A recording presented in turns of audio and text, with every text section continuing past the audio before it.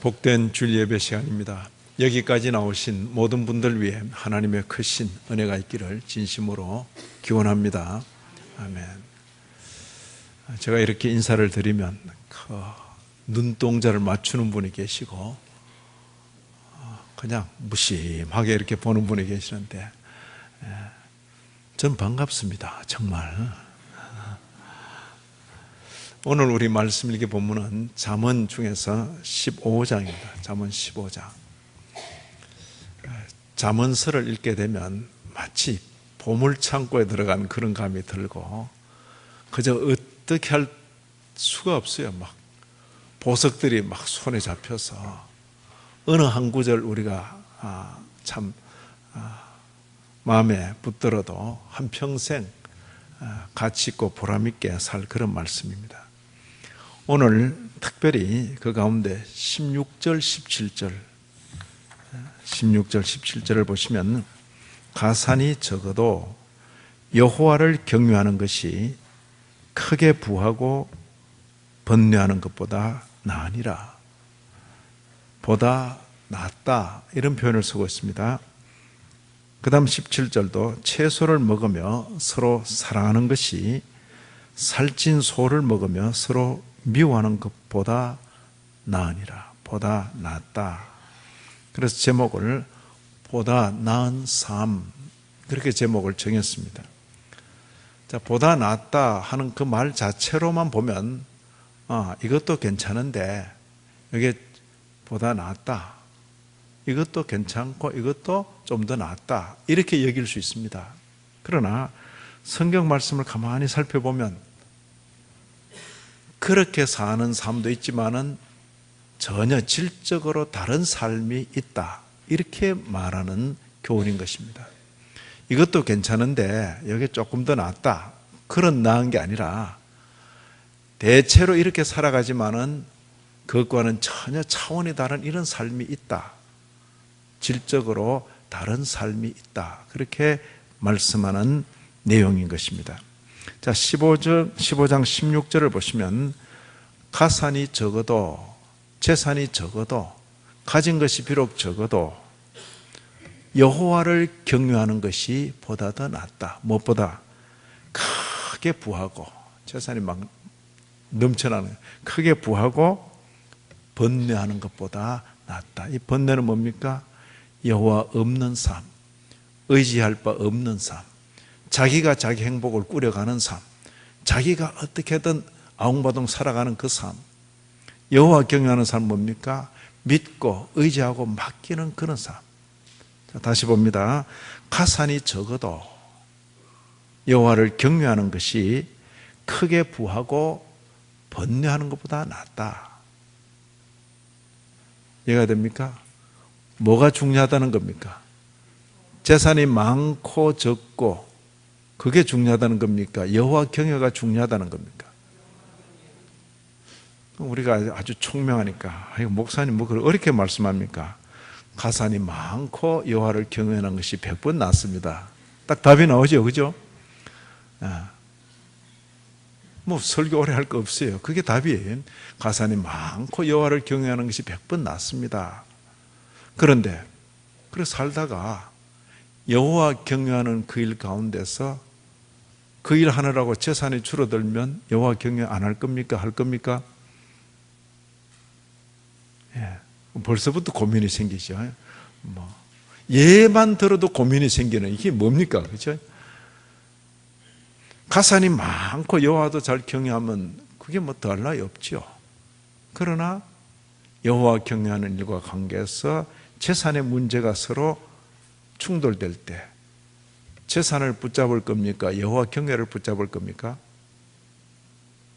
그 이야기를 지금 하는 것입니다.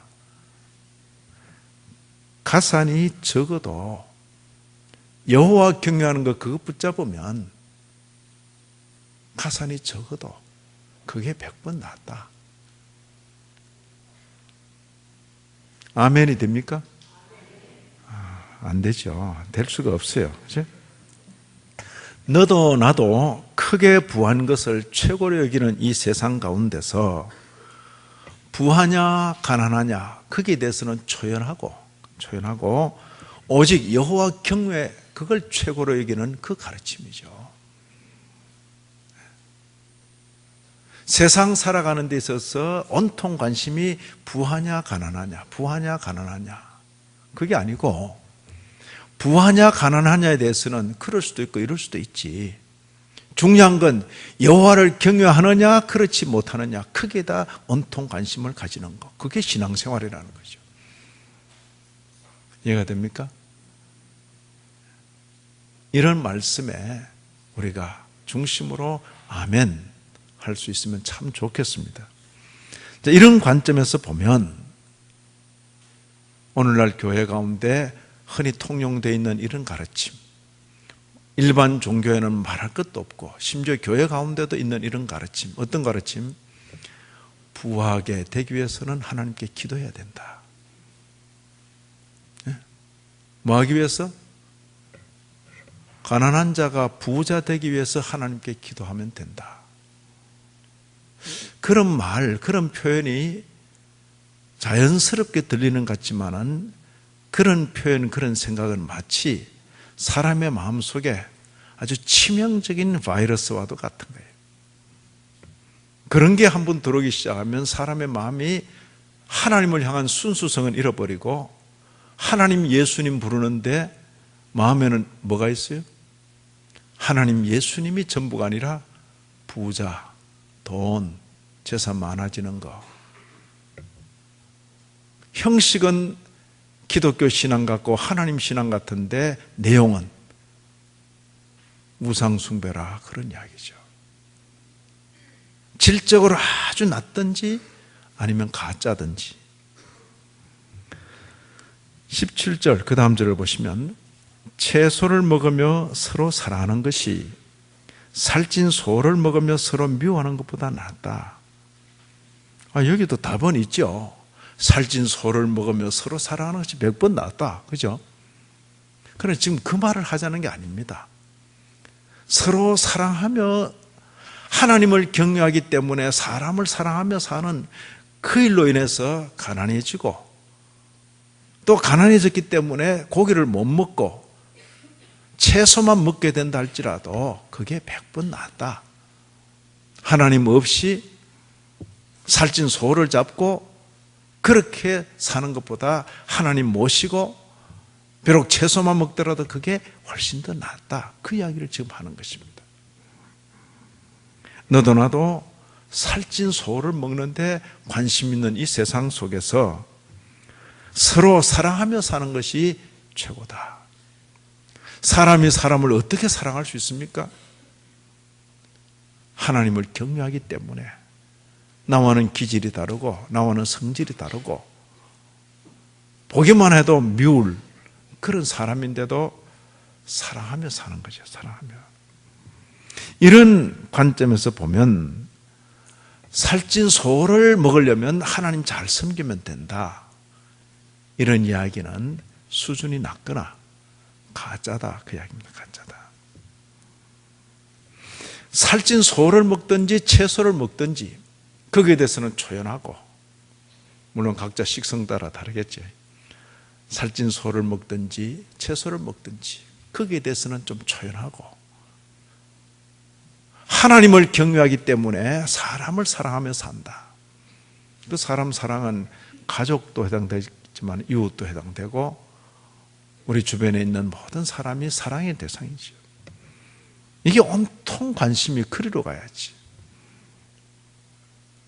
이 둘째 구절을 읽으면서 제가 요즘 세상 많이 달라졌는데, 전에는 소 먹으려고 서로 막 싸우고 그랬을지 몰라도 요즘은 서로 또 채소 찾느라고 이렇게 건강식 챙기느라고. 이 요점은 그겁니다. 부하게 되려는 것, 넉넉해서 소를 잡아먹는 것, 부하게 되어서 살찐 소를 잡아먹기 위해서 형제 간에도 서로 다투고, 롯데라는 거대한 송아지 한 마리 잡아놓고 이제 서로 싸우는 거지. 그럴 수 있는 거죠. 우리는 그런 경험을 해보지 않았기 때문에, 그런 경우를 당해보지 않았기 때문에 우리 모두는 아이, 뭐, 그럴 리가. 직접 한번 당해보세요. 그보다 많지 않은 별 볼 일 없는 재산 두고도 장례식장에서 형제간의 얼굴을 붉히고 뭐, 그게 인생의 참 웃기는 모습이지, 웃기는 모습. 너도 나도 살찐 소에 관심이, 주의 말씀은 채소를 먹더라도 서로 사랑하며 사는 것이 100번 더 낫다. 둘 다 괜찮은데 이게 조금 더 낫다 그 이야기입니까? 질적으로 다르다 그 이야기입니까? 좀 알아듣겠습니까? 예. 오늘 본문은 그런 내용입니다. 한 장 뒤로 가셔서 16장 8절 보시면, 잠언 16장 8절입니다. 이런 표현이 계속 이어지는 것입니다. 16장 8절, 적은 소득이 공의를 겸하면 많은 소득이 불의를 겸한 것보다 나으니라. 사람의 관심은 어디 있습니까? 소득이 많으냐 적으냐 거기만 관심이 있어. 그러나 성경의 관심은 어디 있습니까? 소득이 많고 적고보다도 그게 공의로우냐 불의가 거기 섬에 있느냐 그걸 묻는 거죠. 하나님 섬기는 사람의 관심은 어디로 가야 된다? 소득이 많으냐 적으냐 크게 가지 말고 어디로 가야 된다고요? 공의냐 불의가 거기 있느냐. 이 직업의 문제인데 오늘날은 워낙 이제 온 세상이 다 그렇게 돼버렸죠. 얼마 받나? 목사 만났어도 질문이 야, 너 얼마 받나? 그죠? 미쳤구나 그러지. 미쳤구나 이제. 공무원한테 얼마 받냐 묻는 걸 전혀 부끄러워하지 않고 묻는 그런 시대. 의사에게 얼마 받느냐고 그렇게 물으면서도 전혀 그 질문이 참 무례한 질문이다 그렇게 느끼지 않는 시대. 판검사, 변호사, 법조인에게 얼마 받느냐고 물어놓고도 전혀 온통 사람의 직업을 돈으로만 환산해버리는 이런 시대 속에 저와 여러분은 살고 있습니다. 그러다 보니까 그리스도인 하나님의 백성도 한 달 부지런히 일하고 월말에 받는 그 월급, 봉급 혹은 사례, 보수 거기다 온통 목을 걸고 있다 그 말이에요. 그러나 실제는 한 달 동안에 매 순간 매 시간 그 삶 그 자체가 중요한 것입니다. 예배드리는 이 자세 그대로 우리에게 주어진 월요일부터 토요일까지 그 삶, 직장에서의 그 삶 자체가 중요한 것입니다. 그 자리가 바로 하나님께 예배드리는 예배의 현장이라고. 그걸 가리켜 생활 예배라 그렇게 말하죠.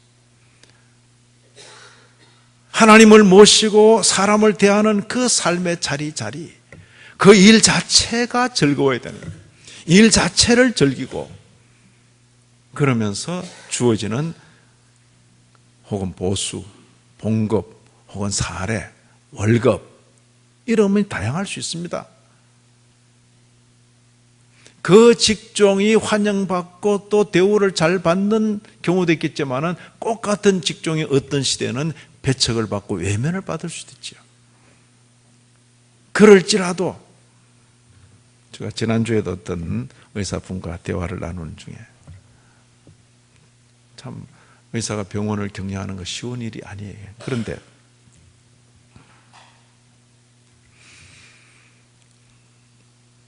집사님의 자녀가 이제 중고등학교 마치고 대학 들어갈 때 아빠 나도 의대에 가야 되겠어요. 아 그래? 너가 어떻게 그런 생각하냐? 그 공부 쉽지 않은데 아빠 보니까 돈을 많이 벌어서 참 좋겠다고. 나도 꼭 의대 가겠다고. 자식 망친 겁니다. 어떻게 교육해서 아이가 아버지 의사한테서 돈만 보이고 만약 집사님 자녀가 그렇게 말하면 망친 줄 아십시오. 그랬어요. 답은 뭡니까? 아버지, 제가 의대 가겠습니다. 어쩐 네가 그런 생각했냐? 이게 힘든 공부인데. 아버지 보니까 참 좋네요. 그렇게 고통스러워 하다가도 아버지 손길을 거치고 나니까 웃고 나가네요. 나도 그런 직업을 하고 싶습니다. 아버지처럼 고통당하는 사람의 고통을 털어주는 그 직업을 하고 싶습니다. 힘든데 힘들어도 하지요. 만약 그러면 자식 제대로 키운 겁니다. 그래서 그게 그 직종에만 해당되겠습니까? 사람 사는 거의 모든 직종에 너무 세속화되어 버린 오늘 이 시대에 저와 여러분은 그래도 성경을 읽고 있습니다. 성경을. 적은 소득이 공의를 겸하면 많은 소득이 불의를 겸한 것보다 낫다. 지금 뭘 말하자는 겁니까? 소득이 많고 적고에 관심 두지 마라. 직업과 관계에서 뭘 생각하라는 거죠? 공의를 생각해라. 어떤 직종은 돌아오는 그 반대급부가 과분할 수가 있어요. 과분한 반대급부를 받을 때는 마치 빚진 마음으로 감당해야 되겠죠. 내게 과분한 이것을 어떻게 쓸까? 그 고민도 따라서 해야 되겠죠. 어떤 직종은 내 노력과 내 땀을 흘림에 비해서 너무나 그 돌아오는 반대급부가 적을 수도 있어요. 그럼에도 불구하고 나는 이 직업을 떠나지 않으련다. 그런 결심을 하는 사람이 그리스도인이죠. 비록 힘들고 어려울지라도 이 길은 내가 가야 되겠다. 내가 이 일을 통해서 하나님을 기쁘시게 하고 사람을 섬기는 것이다. 한 달 월급을 바라고 우리의 시간을 쓰기에는 우리의 시간이 너무나 아깝고 중요한 것입니다. 한 달 뒤에 내 손에 주어지는 것이 많건 적건 주어진 그 한 달의 시간을 하나님을 모시고 사람을 존중히 여기며 그 일터에서 하나님을 섬기며 예배를 드리며 살아가는 그것이 저와 여러분의 기독교인의 삶이다. 그 말씀을 드리는 것입니다. 이런 관점에서 보면 많은 소득, 보다 많은 소득을 얻기 위해서 하나님 부르고 예수님 부르는 이것, 또 그렇게 하라고 가르친다면 그 가르침은 가짜다 그 이야기입니다. 성경은 거기에 대해서는 좀 조연해라. 내 관심이 많은 소득, 적은 소득 크게 가지 말고 공의냐 불의냐.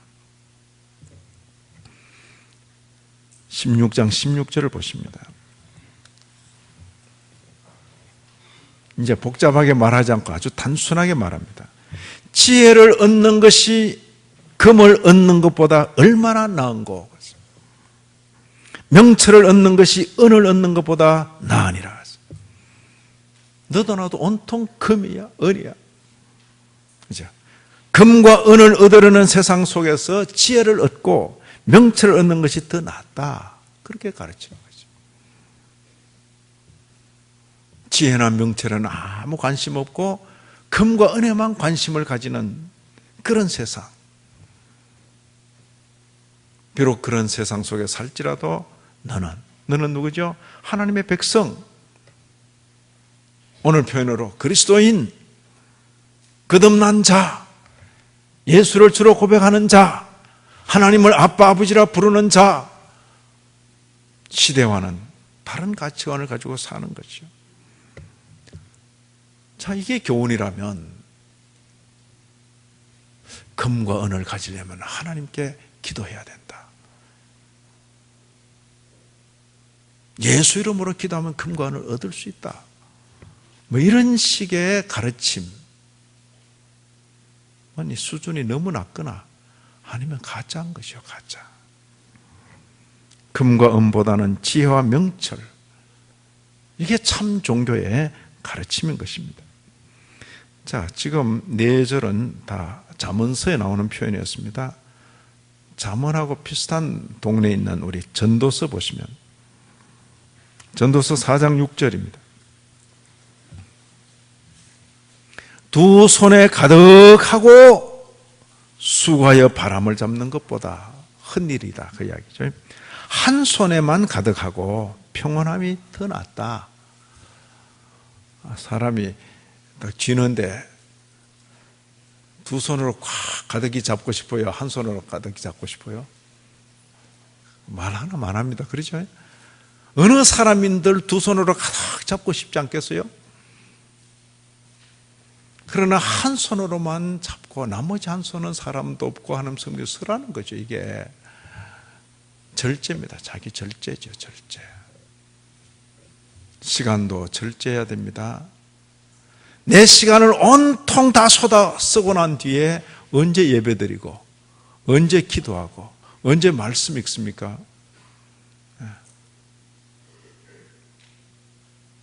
시간도 적절히 써야 됩니다. 힘도 적절히 써야 됩니다. 지난 주간에 또 어떤 분은 저한테 카톡으로 보내기를, 목사님 어떻게 하다 보니까 다 쓰고 난 뒤에 11조도 감사헌금도 아무것도 못했습니다. 제가 지난번에 그랬죠. 추석 묘하게 추석 지나고 난 뒤에 이제 우리 감사주일이라. 여러분, 감사 1년에 한 번 있는 감사주일을 생각하면서 미리 감사헌금을 준비해 놓고 명절도 지내시고 고향도 다녀오고 부모도, 어떤 분은 그대로 했겠고 어떤 분은 또 뭐 그런 것까지 간섭하냐 그러고 이제 또 했겠죠. 미리 챙기지 않으면 없어요. 나와 내 처자식을 위해서 다 쓰고 언제 헌금합니까? 나와 내 처자식을 위해서 다 쓰고 언제 구제합니까? 내게 주어진 그 일에 막 시간을 다 써버리고 언제 성경 읽고 교회 봉사는 언제 하고? 물으면 늘 바쁘대. 그거 할 새가 없대요. 평생 그래 사시지. 절대 시간 없습니다. 그러나 시간은 내게 맡겨진 거래요. 내게. 내가 절제하고 내가 끊고 시간을 내고 확보하고 그리고 그 확보된 시간을 쓰는 것이요.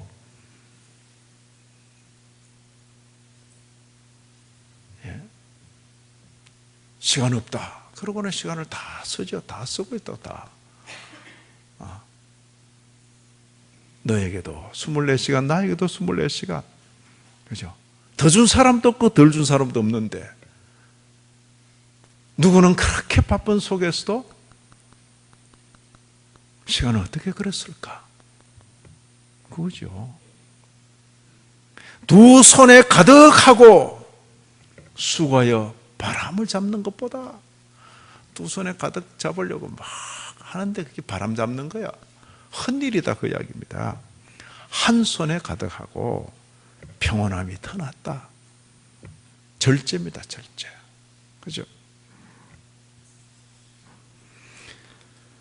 자, 잠언서나 전도서나 다 솔로몬과 관계된 교훈입니다. 솔로몬의 입을 통해서 그때 그 시대 자녀들에게, 그 시대 백성들에게 주어진 교훈이죠. 6번은 시편 37편 16절입니다. 다윗의 시로 알려져 있습니다. 의인의 적은 소유가 악인의 풍부함보다 낫다. 그죠? 우리 머리 빨리 돌죠? 의인의 많은 소유가 100번 더 낫다. 또 이렇게 말하고 싶죠? 그렇잖아요. 왜 성경은 이렇게 어렵게 말할까?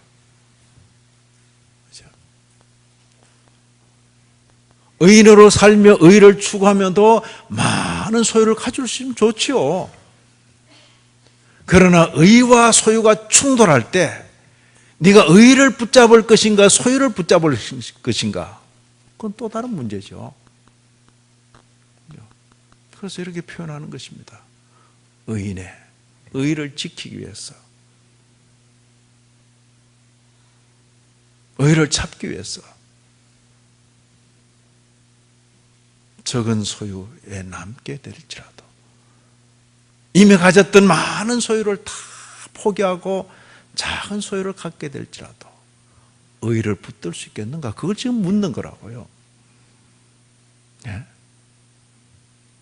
의도 가지고 재산도 많고, 근데 이상한 가르침을 교회 안에 막 퍼뜨려 나가지고 그게 거의 바이러스처럼 다 들어가 있어요.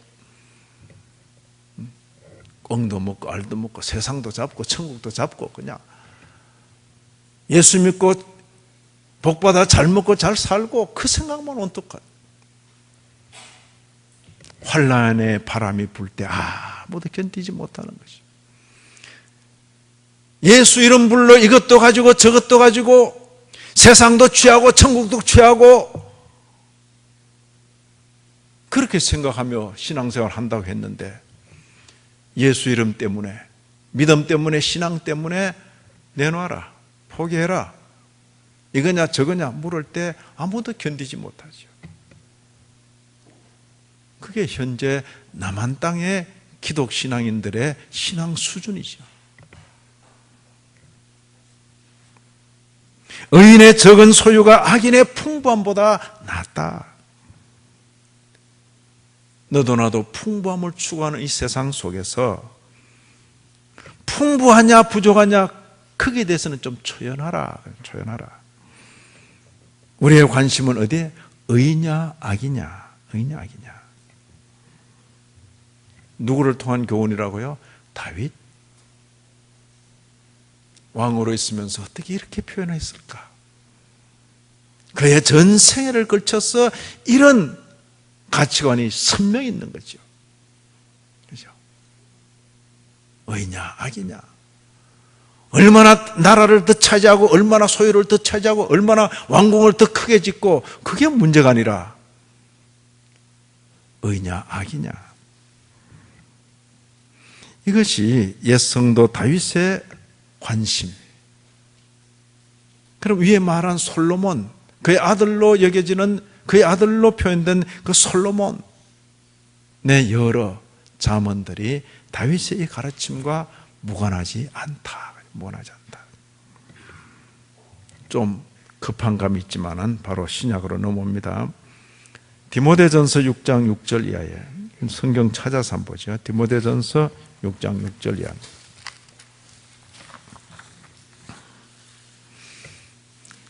신약 교회를 일으켰던 바울 사도, 그가 젊은 목회자 제자 디모데에게 보낸 교훈 가운데 6장 5절 보시면, 디모데 전서 6장 5절입니다. 341쪽 전후에 있습니다. 디모데 전서 6장 5절.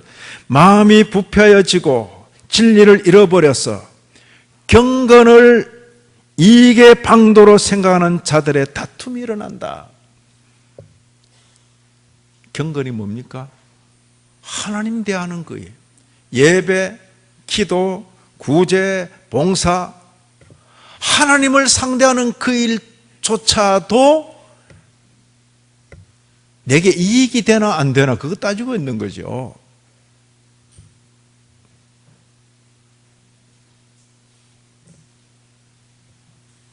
바울 사도는 그때 그 시대에 이미 교회 안팎에서 이런 모습을 보는 거죠. 하나님을 상대하는 경건조차도 이익의 방도로 생각한다, 그 이야기. 이익의 방도로. 그렇죠? 아버지가 목회를 잘해서 보니까 목사도 할만하다. 아버지 저 신학교 가랍니다. 그래요? 너가 어떻게 그런 생각을 다 하냐? 아버지 보니까 좋은 차도 타시고 그러네요. 제가 조금 더 잘해서 더 좋은 차를 제가 탈 수 있을 것 같습니다. 미친놈. 그래, 미친놈. 네? 네? 그런 미친놈들이 오늘날 신학교에 있을 수 있는 거죠. 미친놈들. 네? 어떻게 목회하는데 그게 보이냐?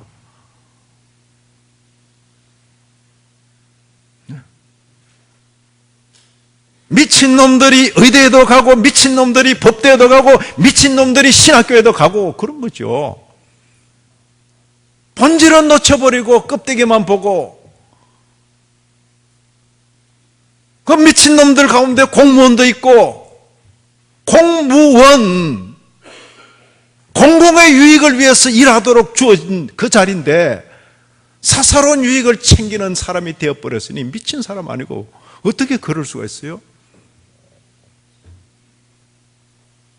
근데 기독교 종교라는 게 있어서 사람을 미치게 만들더라, 그 이야기죠. 성경을 성경대로 가르치지 않고 뒤집어서 가르쳐 놓으니까 온통 기독교인들이 미쳐 있더라. 돈 벌려고 미쳐 있고, 높은 자리 가려고 미쳐 있고, 성공하고 출세하려고 미쳐 있는 거죠. 아무리 높은 자리에 올려놔도 그게 별로 관심 두지 않고, 살다 보니 이런 자리도 가네, 뭐 초연하게 내게 이런 일도 맡겨지네. 그럼 내가 어떻게 해야 될까? 여기서 하나님을 어떻게 섬기고 여기서 사람을 어떻게 유익되게 할까? 그게 온통 관심이라 하죠. 공무원이든 의사든 법조인이든 교수든 목사든 성공, 출세, 돈, 부여, 그것이 나를 막 미치게 만들려고 막 흔들고 높이고 낮추고 할 때에 신앙인들은 기도하면서 미치지 않아야죠. 예? 이 신앙은 그런 겁니다. 거꾸로 되면 신앙의 이름으로 미쳐버리고, 바른 신앙은 온 세상이 미치도록 하는데도 정신을 탁 차리고 가는 거죠. 그런 사람들이 성경에 다니엘, 그런 사람들이 요셉. 근데 요셉, 다니엘 이야기하면서도 또 막 뒤집어가지고, 우리도 요셉처럼, 우리도 다니엘처럼 하는데 보니까 미쳐있어, 미쳐.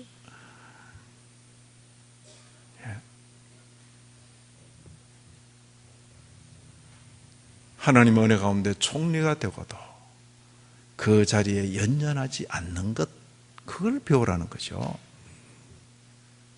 신앙생활 하다가 부자가 될 수도 있지만은 그 부에 연연하지 않는 것, 신앙생활 하면서 높은 자리에, 고관 대작의 자리에 이를 수 있지만은 그 자리에 연연하지 않는 것, 그걸 배워야지요. 의인의 작은 소유가 악인의 풍부함보다 낫다. 솔로몬아, 아버지가 왕인 거, 왕자리, 이거 보지 마라. 나는 베들레헴 들판에서 양치던 목자에 불과해. 사울이라는 왕에게 한평생 쫓기고 죽을 뻔했던 그런 사람에 불과해. 하나님께서 나를 높이니 이 자리에 있는 거지. 왕이 중요한 게 아니라 하나님께서 나를 높이시든지 낮추시든지 그 자리에서 하나님 섬기며 사람들을 유익되게 하며 사는 게 중요하지. 그렇죠? 의인의 적은 소유가 악인의 풍부함보다 낫다. 아멘. 이 말씀에 아멘. 온 세상이 나를 막 미치게 할 때에 이런 말씀이 있어서 아멘. 갈 길이 보이는 거죠. 갈 길이. 부모가 이 길 가시고 우리의 자녀들도 이 길을 함께 갈 수 있도록 그렇게 대화하고 권하고, 따라오면 같이 가는 거고 안 따라오면 그래 뭐 너는 내 길 가라. 그러고 제가 들었던 말씀 중에 저희 부친께서 나게 함께 가자. 안 가면 그냥 가라. 나는 혼자 간다. 혼자 가는 거 혼자.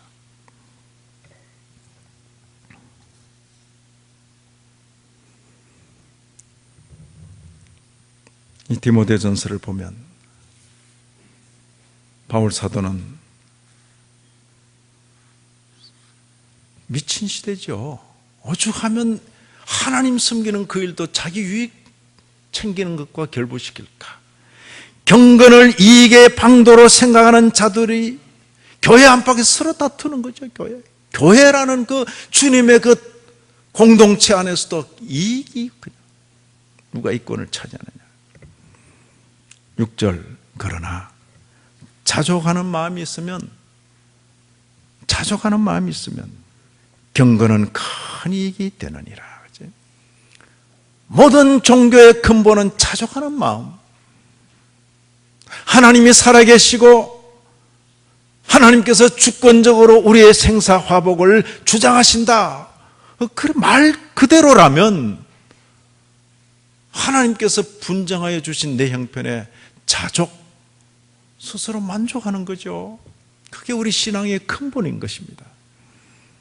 눈을 들어 옆을 보면 비교할 게 많죠. 왜 저 사람이 저렇게 주고 왜 사람이 이렇게 주느냐?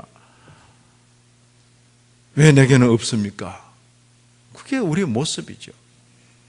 그러나 하나님 앞에서 하나님께서 저를 남자로 혹은 여자로 저를 이 시대에 어떤 집안, 어떤 가문에, 그렇죠, 어떤 관계 속에 이렇게 세워주셨는데 30년 전만 해도 대한민국에 태어난 걸 원망하고 불평하고 저주하고 뭐 그럴 수 있죠.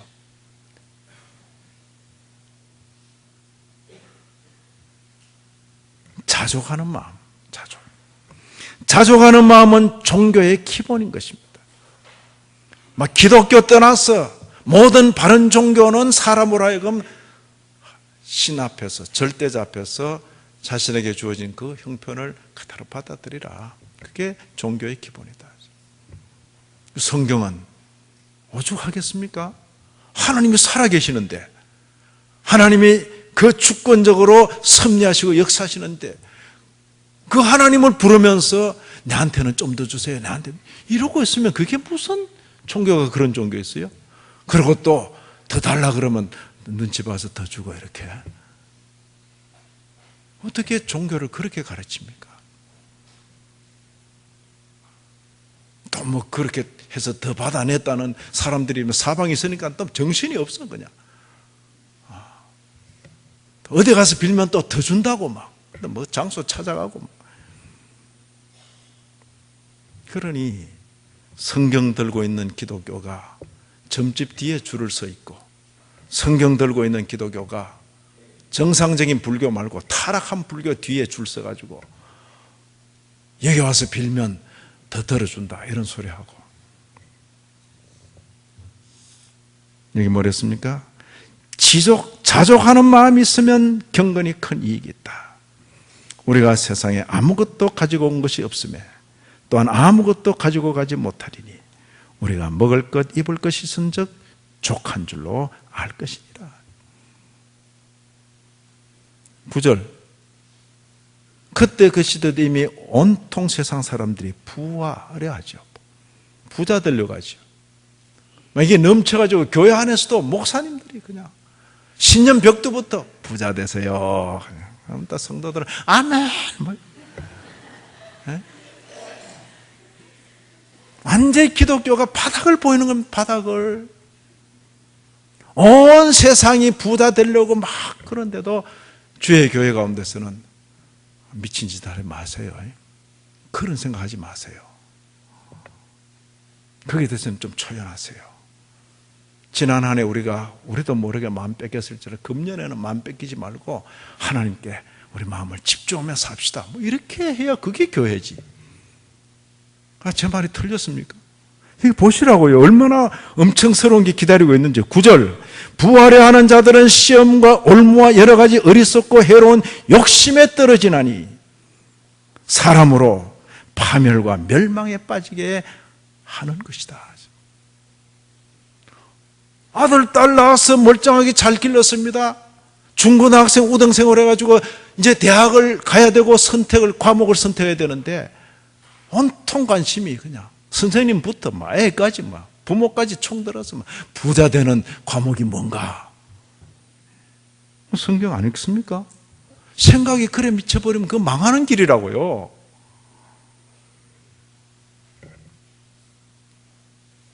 적어도 나이 20 정도 돼서 대학에 들어갈 나이가 되면 참 여러 직종이 있겠고 하지만은 내게 주어진 이 달란트를 봐서는 참 이런 쪽으로 내 한평생을 하나님 앞에 살면 참 좋겠다.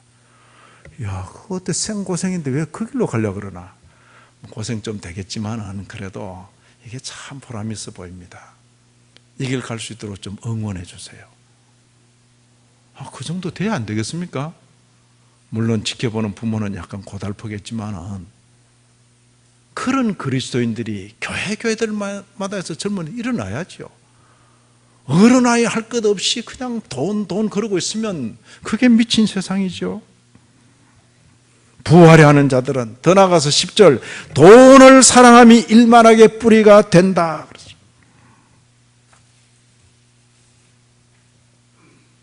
바울 사도가 이런 교훈을 그냥 잠언서의 말씀, 전도서의 말씀, 시편의 말씀, 더 나아가서 구약의 그 말씀, 모세의 율법을 읽을 때 이런 교훈들이, 저와 여러분은 신구약 성경을 읽는 사람들입니다.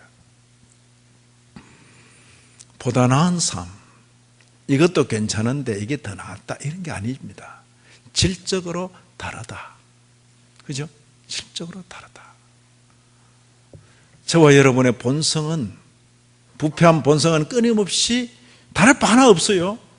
더 편하고 소잡아 먹으려고 그러고 더 많은 수입을 찾고 이렇게 가게 돼 있어요. 그런데 이런 말씀 들으면 기분 나쁘지 않죠? 기분 나쁩니까? 예? 오늘 막 기분이 엄청 나빠서 다음 주 절대 안 온다 이렇습니까?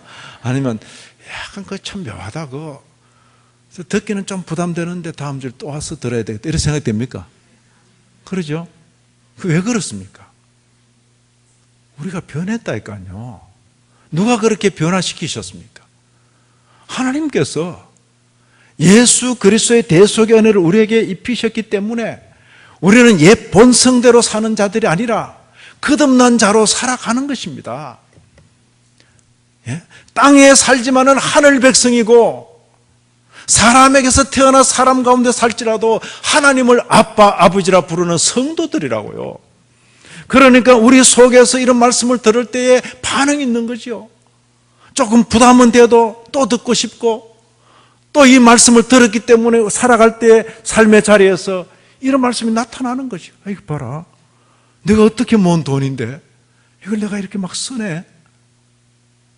이걸 내가 특별한 보상도 없이 막 그냥 쓰네.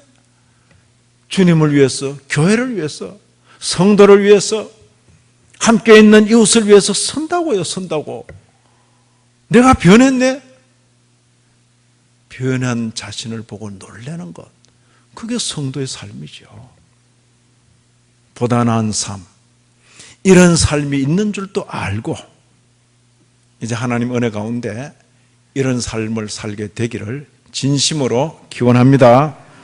하나님 아버지, 모두가 그렇게 사니 하나님 이름 불러, 예수 이름 불러 그렇게 살기를 소원할 뻔했습니다. 그러나 주의 말씀은 질적으로 다른 보다 나은 삶이 있다고 분명히 말씀해 주십니다. 부담은 되면서도 그 말씀에 끌립니다. 주님 은혜를 다하셔서 성령으로 깨우치시고 인도해 주셔서 보다 나은 삶의 길을 의연하고 늠름하게 걷게 하여 주옵소서.